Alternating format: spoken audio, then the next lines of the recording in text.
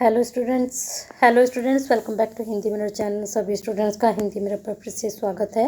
अभी जो कंटेंट लेकर आए हैं PAPS एंड 101 और पेपर का नाम है स्थानीय स्वशासन पंचायती राज। तो ये अभी हम जो कंटेंट है UOU के जो स्टूडेंट्स हैं सेकंड सेम के उनके लिए लेकर आए हैं। उनके एग्ज़ाम शुरू हो चुके हैं 19 तारीख से। तो जो 19 आपकी डेट है वहाँ से एग्ज़ाम शुरू होने के बाद 28 से लेकर आपका जो है 3 अगस्त तक ब्रेक है। उसके बाद फिर आपके कंटिन्यूसली पेपर हैं। तो यहाँ पर सारा कंटेंट हम कोशिश करेंगे कि ये जो आपके वेकेशन है बीच में उनमें सारा आपका जो है सब्जेक्ट कवर हो जाए और आपकी अच्छे से प्रिपरेशन हो चुके।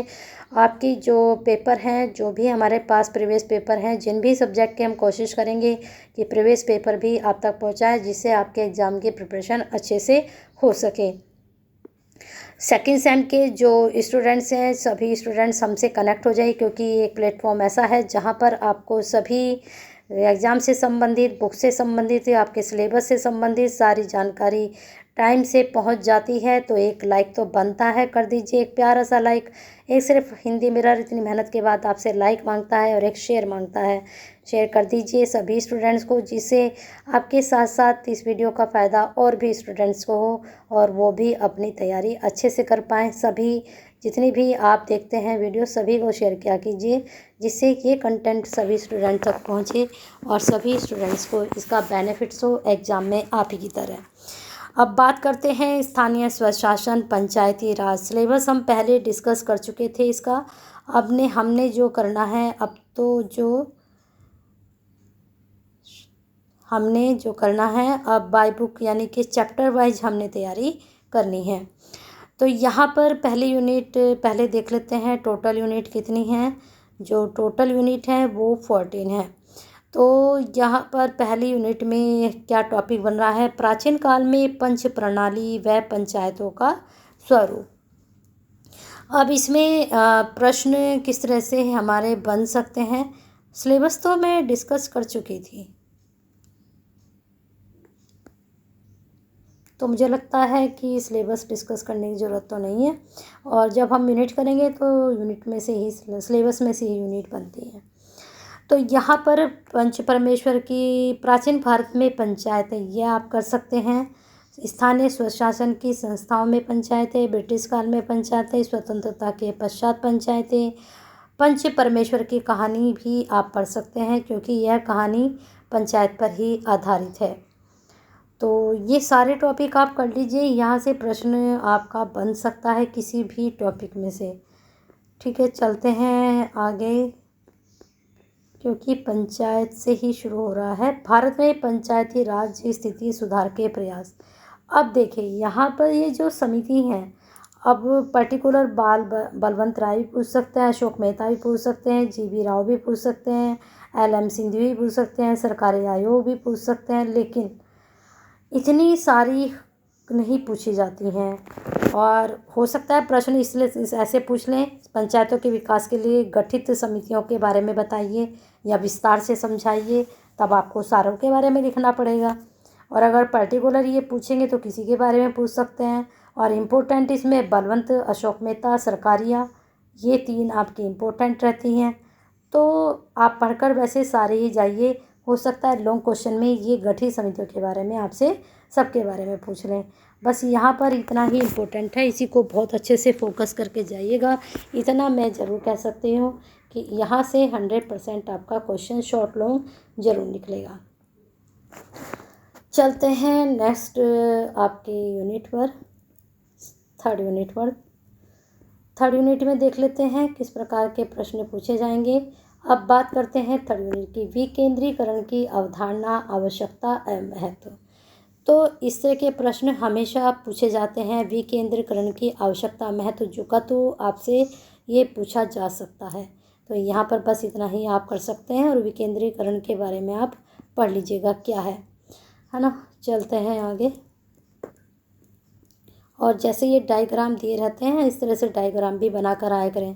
डायग्राम बनाकर आते हैं तो भले ही चाहे बुक में भी ना हो डायग्राम, तो आप ये पेपर ऐसा है कि इसमें डायग्राम आप आराम से निकाल सकते हैं। अब बात करते हैं स्थानीय स्वशासन। 100% प्रश्न बनेगा। ठीक है, स्थानीय स्वशासन का तात्पर्य क्या है, स्थानीय स्वशासन की आवश्यकता क्या है। फिर इसके बाद आपका प्रश्न यहाँ पर बन सकता है, स्थानीय स्वशासन व पंचायतें केस स्टडी, जोनसार भावर की श्याम खुमड़ी अदालत के बारे में पूछ सकते हैं।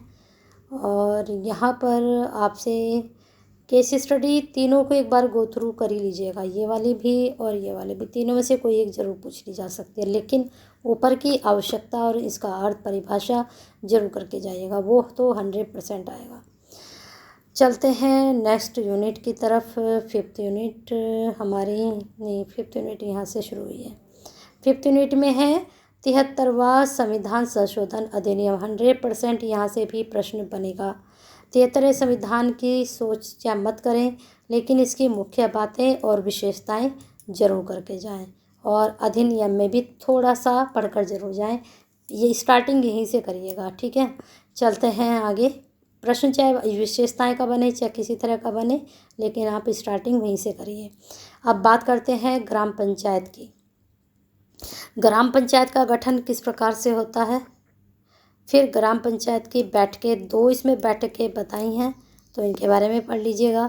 फिर ग्राम पंचायत की कार्यवाही किस प्रकार की होती है, एक प्रश्न यहाँ से बन सकता है, ग्राम प्रधान के कार्य एवं अधिकार बताइए। और यहाँ पर ग्राम पंचायत की कार्य एवं शक्तियाँ, ये भी इम्पोर्टेंट है। ये 2-3 टॉपिक हैं जो आपके लिए इम्पोर्टेंट हो सकते हैं, मतलब हो नहीं सकते, होंगे। बाकी आपको जो टॉपिक लगता है कि इम्पोर्टेंट है, अपने पॉइंट ऑफ व्यू से ज़रूर पढ़कर जाइएगा। 7 यूनिट क्षेत्र पंचायत, ब्लॉक या विकास खंड। अब यहाँ पर क्या है, क्षेत्र पंचायत का गठन किस प्रकार से होता है, क्षेत्र पंचायत के प्रमुख और उप प्रमुख का चुनाव किस प्रकार से होता है, क्षेत्र पंचायत के कार्य एवं शक्तियाँ। ठीक है, ये पढ़ लीजिएगा। और खंड विकास अधिकार के कार्य एवं शक्तियाँ, ये भी आप पढ़ सकते हैं। बहुत लंबी यूनिट है। अब यहाँ पर और क्या आप देख सकते हैं, देख लीजिए। इसमें आप कर सकते हो, क्षेत्र पंचायत पर आंतरिक नियंत्रण किस प्रकार का होता है, और क्षेत्र पंचायत के आय के स्रोत, ये भी इम्पोर्टेंट, ये प्रश्न अक्सर पूछा जाता है कि आय के स्रोत क्या होते हैं। 7 यूनिट के बाद चलते हैं 8 यूनिट। काफ़ी लेंदी यूनिट है 7 यूनिट, है ना। सबसे छोटी यूनिट 5th थी आपकी। 8 यूनिट में जिला पंचायत। जिला पंचायत के बाद यहाँ पर जिला पंचायत का गठन किस प्रकार के होता है, या फिर इसमें आप जिला पंचायत की इसकी भी आप कार्य एवं शक्तियाँ पढ़ सकते हैं। कार्य शक्तियाँ तो आप सभी की पढ़कर जाइएगा, ये प्रश्न इम्पोर्टेंट होता है और ये 100% पूछा जाता है। बाकी इनको गो थ्रू एक बार सबको कर लीजिएगा, सभी की। अब बात करते हैं थोड़ा सा डिफरेंस यहाँ पर। एक जिला पंचायत के बजट के बारे में आप पढ़ लीजिएगा, और जिला पंचायत के क्षेत्र एवं क्षेत्र पंचायत के बीच संबंध क्या है, ये इम्पोर्टेंट है। 99% आपके लिए ये इम्पोर्टेंट है, इसको भी आप जरूर करिएगा। संबंध, अंतर, ये तो पूछे जाते हैं, इनमें तो कुछ भी डाउट नहीं है। चलते हैं 9 यूनिट पर। 14 यूनिट थी हमारी। पंचायत की समितियाँ। पंचायत की समितियों की आवश्यकता क्यों होती है, इनका गठन किस प्रकार करते हैं, और ग्राम पंचायत, क्षेत्र पंचायत, जिला पंचायत, तीनों को पढ़ लीजिएगा। वैसे ऊपर आप ये पढ़ चुके हो, ये तीनों के बारे में मैंने कहा कि गठन कार्य जरूर पढ़ लीजिएगा, तो ये ऊपर आप पढ़ चुके, तो मुझे लगता है यहाँ आपको ज़्यादा मुश्किल नहीं होगी अगर इस यूनिट से प्रश्न पूछा जाता है तो।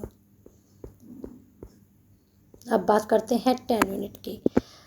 वित्त व्यवस्था। पंचायतों में वित्त व्यवस्था एवं प्रबंधन किस प्रकार का होता है, तो पंचायत के आय के स्रोत, मैंने आपको ऊपर बताया था ना कि आय के स्रोत जरूर पढ़ लीजिएगा।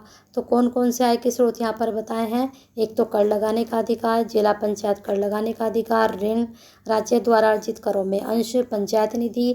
तो यहाँ से भी अगर आप पढ़ोगे या फिर ऊपर से पढ़ोगे तो बिल्कुल सेम है, ये दोनों का जो है आंसर एक साथ अटैम्प्ट किया जा सकता है। अब बात करते हैं बजट की विधिक महत्ता की आवश्यकता, ये बन सकता है। और यहाँ पर पंचायतों द्वारा किए जाने व्यय के सामान्य सिद्धांत क्या हैं, या फिर बजट के निर्माण, ये भी बन सकता है आपका। बस इनको गो थ्रू जरूर करिएगा, जो टॉपिक मैं कह रही हूँ कि ये बन सकते हैं एग्ज़ाम में, तो इनको गो थ्रू जरूर करिएगा। बाकी मैं प्रीवियस पेपर लेकर आऊँगी इसका, वहाँ से आपको पता चल जाएगा। महात्मा गांधी राष्ट्रीय ग्रामीण गारंटी अधिनियम मनरेगा कार्यक्रम पंचायतों की भूमिका। तो यहाँ पर मेन टॉपिक क्या है, महात्मा गांधी की जो कार्यक्रम पंचायतों की भूमिका है वह किस प्रकार की है, यही मेन टॉपिक है, तो इसी को हम फोकस करेंगे। अब यहाँ पर देखिए मनरेगा के अंतर्गत पंचायतों की भूमिका, तो मैंने आपको कहा था कि यही वाला टॉपिक आपके लिए इम्पोर्टेंट है। और मनरेगा के क्या उद्देश्य हैं, ठीक है, और मनरेगा के तहत ये वाला कर सकते हो, कार्यस्थल पर मिलने वाली सुविधाएं, ये प्रश्न इम्पोर्टेंट हो सकता है।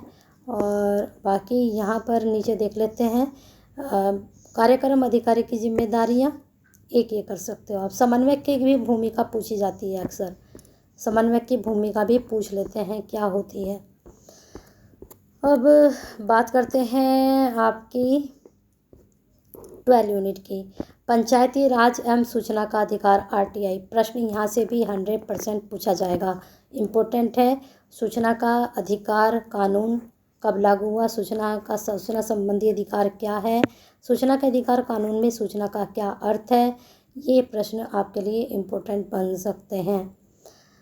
एक प्रश्न आपका बन सकता है, आवेदन पत्र में उल्लेख की जाने आवश्यक बातें कौन सी होती हैं। बस इतना आप पढ़ लीजिए इसमें से और देख लेते हैं। लोक सूचना अधिकारी साहित्य लोक, इसको देख लीजिएगा, गो थ्रू कर लीजिएगा, ठीक है।